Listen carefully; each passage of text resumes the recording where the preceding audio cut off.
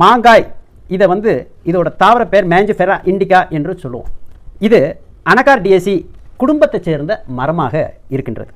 இதுதான் நம்மளோட தேசிய பழம். மாங்காயில் புரதம், கொழுப்பு, நார்பொருள், மாவு பொருள், கால்சியம், பாஸ்பரஸ், இரும்பு, thiamine, riboflavin, niacin, vitamin C, magnesium, sodium, potassium, தாமிரம், கந்தகம் உள்ளிட்ட பல்வேறு சத்துக்கள் அடங்கி இருக்கின்றன. மாலையே பல்வேறு வகைகளும் இருக்கின்றன.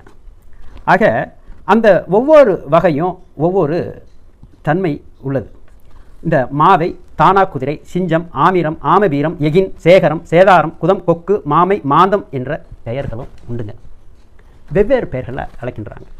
இப்போ இந்த மாங்காய் இது நம்ம சாம்பார் மற்றும் ஊறுகாய்க்கு போன்ற உணவுப் பொருட்களுக்கு பயன்படுத்துகிறோம். அது மட்டும் இல்லாமல் பச்சையாகவும் சின்ன பிள்ளைங்கள்லாம் என்ன பண்ணுவாங்க, தோப்பில் அடித்து